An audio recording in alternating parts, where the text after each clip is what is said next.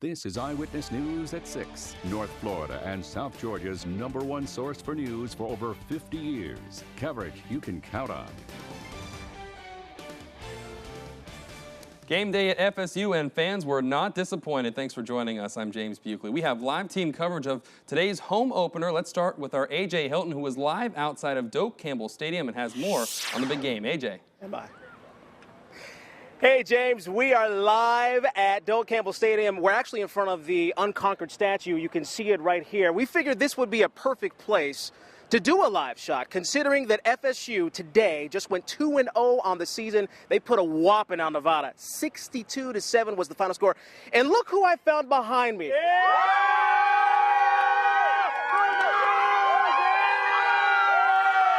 Yes. We had some fans who wanted to stay with us and wanted to say hello. They were out in full support, supporting the team today. Once again, I said the final score was 62-7. And fans like these, they got out early today. The parking lots, they were full and overcrowded with people. It was a great time, and we saw some amazing spreads. You're going to hear from one guy tonight at 11 who actually had a deep-fried grill and made French fries. We're going to show that to you. And we're also going to see if we can find what makes an FSU tailgate so special. I mean, is it the people? Is it the team? Is it the camaraderie? What is it? Is it the food? We saw some amazing food today, too, just so you know. I'm going to toss it back to you in the newsroom, though, James. You missed a great time today.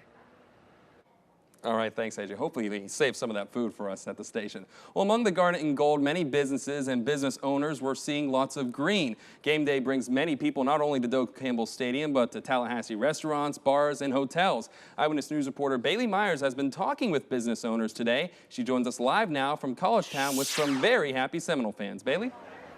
James, the game has just ended, but as you can see, the festivities haven't stopped. Here in College Town, everyone's packing the bars, and they've packed them all day long. Now, thousands attend FSU home games, but for those who don't go to the game, they choose to crowd around local bars. I spoke with local business people today who say this is the peak season for sales.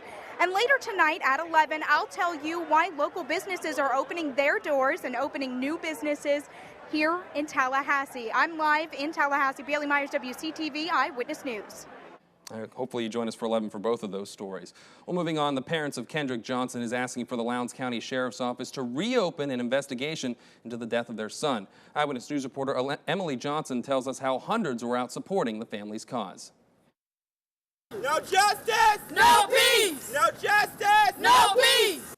Family, friends, and supporters chanting for Kendrick Johnson met at the Lowndes County Judicial Complex Saturday to rally for answers.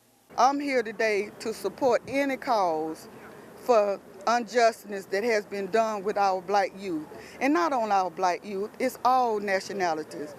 On January 1st, 17-year-old Kendrick Johnson was found in a rolled-up wrestling mat behind the gym bleachers at Lowndes County High School. The Georgia Bureau of Investigation conducted an autopsy 3 days later and said the cause of death was accidental. However, a second autopsy performed by the family says Johnson died from blunt force trauma.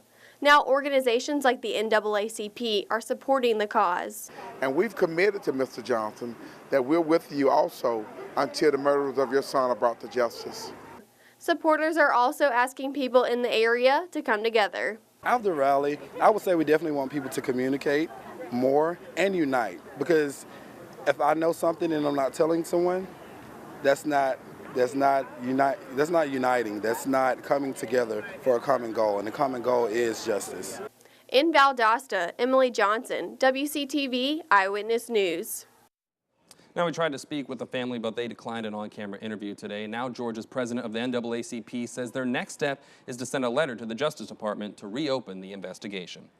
Well, getting rid of Syrian chemical weapons arsenal, the U.S. and Russia have come together with a plan. We'll have the details when we come back.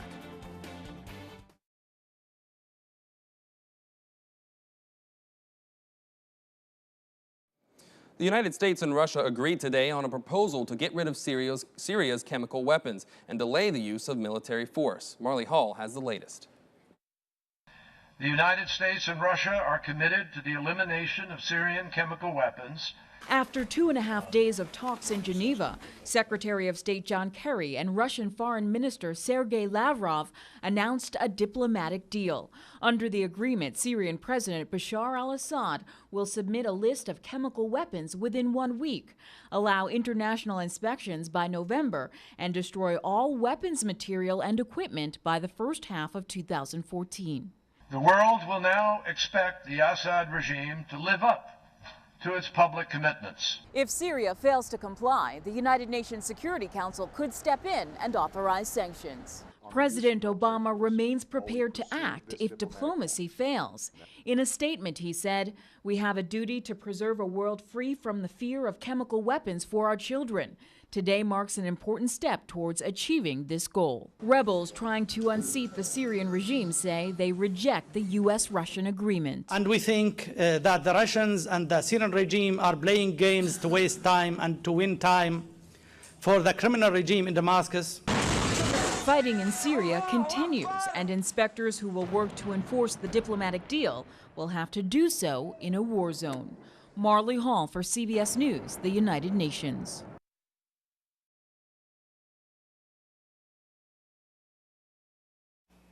Good Saturday evening, everyone. We are relatively dry across Big Bend and South Georgia, though seeing a couple scattered showers in parts of Franklin and Wakulla counties. Those will just die off as we go into the overnight hours. Temperatures right now 84 degrees in Tallahassee, 89 in Valdosta. Dew points are in the mid-70s in Tallahassee and upper 60s in Valdosta. So it's a little bit muggy as you step outside. We are going to see those temperatures kind of cool down as we go into the overnight hours, mostly in the mid to lower 80s, 86 in Albany, 81 in Tifton, Moultrie, and in Thomasville, 84 in Tallahassee. Winds are coming out of the north and parts of South Georgia at 5 miles per hour in Moultrie and 3 in Thomasville. Still getting a little bit of breeze coming out the west at 5 miles per hour in Cross City. Otherwise, calm winds. Now we are looking at the tropics because we have our second named hurricane. Hurricane Ingrid is a Category 1 hurricane moving north at 7 miles per hour, has max winds of 80 miles per hour. So it's just going to be moving north and then take a turn to the west and will be affecting parts of East Mexico the next couple days, bringing them lots of rainfall, but something that we won't be seeing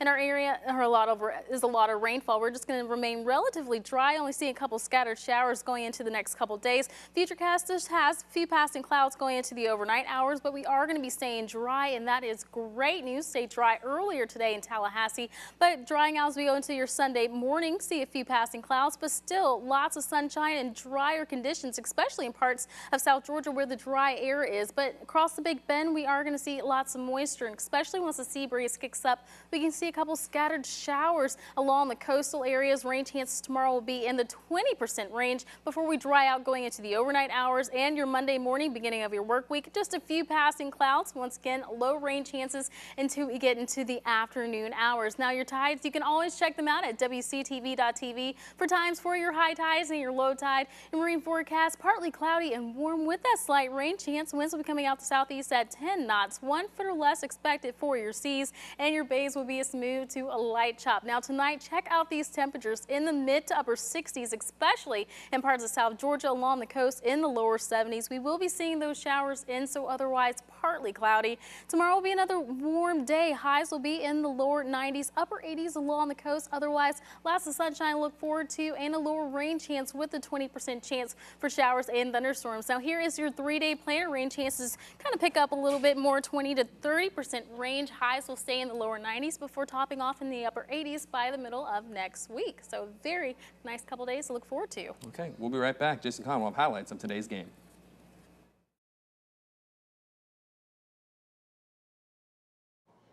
Florida State hosting Nevada in the home opener today. Welcome to sports, everyone. I'm Jason Conn. Before fans filed into Doak Campbell Stadium, they were presented with a new way to celebrate game day. Seminole Nation joined the Warpath, a pool of garnet and gold marching from College Town to the Unconquered statue. The marching chiefs and the Golden Girls pumping up the crowd along the trail. The hope is to one day make this a tradition. And Nevada found out all about FSU's tradition this afternoon. This little Seminole gets to see some history. First time both programs meet on the gridiron. Garnet and gold everywhere in the stadium. Valdosta native Tyler Hunter trying to get people to raise the volume. Fans following his lead. Strength and conditioning coach Vic Valoria jumping up and down, but that's not unusual. He does that every game. First quarter, Jameis Winston drops back, fires it high and down the middle to Kelvin Benjamin. Comes down with it, but refs say he was out of bounds. Head coach Jimbo Fisher asks for a review, but the call would stand. Noles have to settle for a field goal attempt. Roberto Aguayo's kick is good from 23 out. 3-0 Noles. Nevada has their backup quarterback playing today. Starter is injured. Devin Combs not looking bad early. Throws the 11-yard touchdown pass to Brent Zuzu. Blocked by the sideline there. Nevada takes a 4-point lead. Noles get it together in the first half. Winston drops back, has time to put his player goggles on and finds Kenny Shaw. Winston's first touchdown pass in Doe Campbell. Trivia answer, Noles up 10-7. Then right before the half, Winston starting to carve out that Nevada defense under pressure. Hits Rashad Green for 24 yards.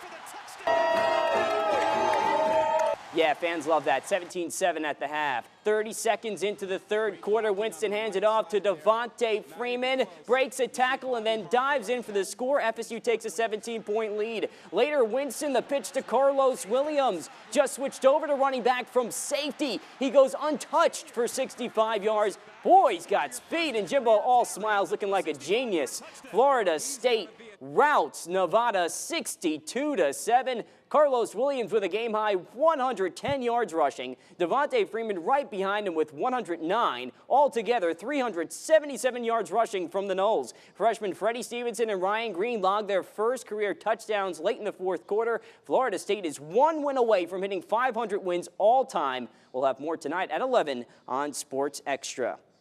There was another first-ever matchup down Wanish Way this afternoon. FAMU hosting Sanford, the Rattlers' second straight game in Bragg Memorial Stadium. The Orange and Green trying to make up for last week's home opening loss. Florida High grad Jawan Davison right there, and Lincoln alum Jamerson Blunt playing in Tallahassee.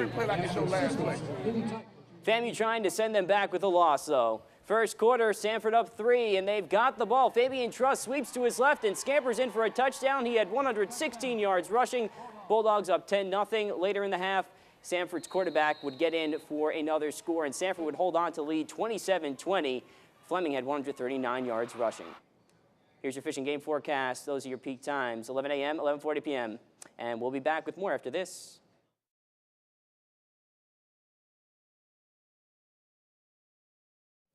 That does it for our condensed newscast. We'll have a full 30-minute newscast tonight at 11. Hope to see you there. Sports Extra. Full highlights of FAMU and FSU and reaction. And we'll have a complete forecast tonight at 11. We'll see you then, folks.